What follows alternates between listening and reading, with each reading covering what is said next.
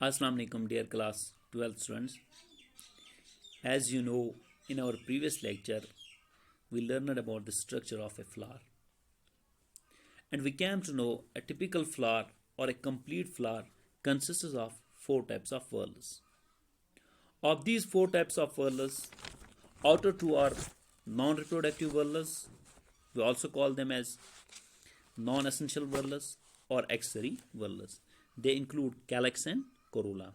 And the inner two, those are called as reproductive whorls or essential whorls. Of these two reproductive whorls, first is the androecium.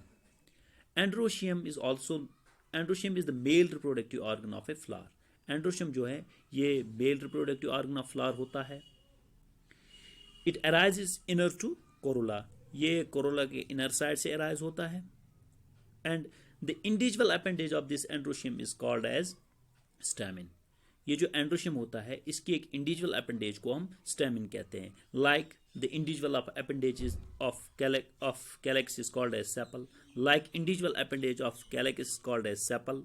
And those sepals are collectively known as calyx. इसी तरह से individual appendage of stamen को इस androecium को हम stamen कहते हैं और इन स्टैमेन्स को हम कलेक्टिवली एंड्रोशियम कहते हैं.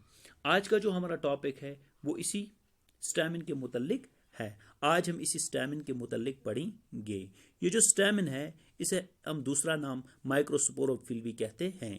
स्टैमिन को हम माइक्रोस्पोरोफिल भी कहते हैं. This stem is actually the form of modified. These stems are actually form of modified leaves which are concerned with the production of microspores or pollen grains. ये जो stamen होते हैं ये actually modified leaves होते हैं जिनका काम होता है production of microspores. Microspores produce करना यानी pollen grains produce करना. अब जो ये stamen होता है इस stamen के दो parts होते हैं. stamen के दो parts होते हैं. upper part को हम anther कहते हैं और lower part को हम filament कहते हैं. अपर पार्ट को हम एंथर कहते हैं और लोअर पार्ट को फिलामेंट कहते हैं. ये जो फिलामेंट होता है ये एक एंड पे थैलमस के साथ कनेक्टेड होता है और दूसरे एंड पे एंथर के साथ कनेक्टेड होता है. Filament usually thread like structure होता है. इसकी शेप सिलिंड्रिकल होती है. जो ये अपर पार्ट होता है स्टेमेन का जिसे हम एंथर कहते हैं ये स्वोलन पार्ट होता है और टर्मिनल पार्ट होता है. अपर एंड पे फिलामेंट के अपर एंड पे होता है. एंथर जो है ये usually most of the angiosperms में बाइलोबड होता है. In most of the angiosperm flowers anther is bilobed. ये एंथर जो है इसके दो लोब्स होते हैं. लेकिन कई फ्लावर्स ऐसे भी है जहां पे एंथर का सिर्फ एक ही लोब होता है. लेकिन ज्यादातर जो फ्लावर्स है उनके स्टेमेन में एंथर बाइलोबड होता है. अब जो ये एंथर होता है इसके दो लोब्स होते हैं और हर लोब में इसके दो पोलन सैक्स होते हैं. एंथर के हर लोब में दो पोलन सैक्स होते हैं जिन्हें हम माइक्रोस्पोरेंजिया भी कहते हैं. एंथर के हर लोब में दो पोलन सैक्स होते हैं जिन्हें हम माइक्रोस्पोरेंजिया भी कहते हैं. इस तरह से एक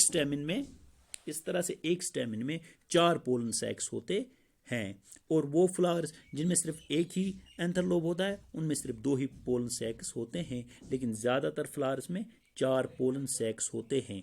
एक स्टेमिन में चार पोलन सैक्स होते हैं जिन पोलन सैक्स को हम माइक्रोस्पोरेंजिया भी कहते हैं. और ये पोलन सैक्स जब मैच्योर ये जो एंथर होता है ये जब मैच्योर होता है तो इसमें क्या होता है कि these pollen sacs fuse together and form single chamber. इसमें हर लोब में दो दो पोलन सैक्स आपस में फ्यूज होते हैं और एक सिंगल चैम्बर बनाते हैं. तो इस तरह से एक एंथर में इस तरह से एक स्टेमिन में ऐसे दो चैम्बर्स बनते हैं. तो उस फ्लावर को हम उस एंथर को हम डायथीशियस एंथर कहते हैं. उस एंथर को हम डायथीशियस एंथर कहते हैं जिसमें चार पोलन सैक्स होते हैं वो आपस में फ्यूज होकर दो चैम्बर्स बनाते हैं. एक एंथर लोब में एक चैम्बर बनाते हैं दो पोलन सैक्स फ्यूज होके और दूसरे चैम्बर में भी दूसरे पोलन एंथर लोब में भी एक चैम्बर बनाते हैं दो पोलन सैक्स आपस में फ्यूज होके.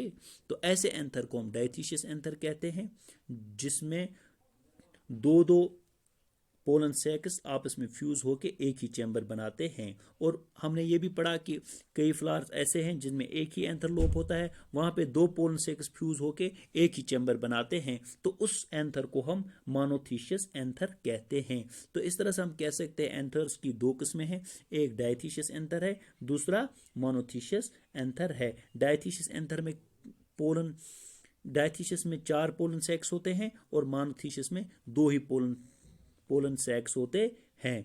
और डायथीसिस में क्या होता है, वहां पे दो दो पोलन सैक्स फ्यूज होकर एक ही चैम्बर बनाते हैं।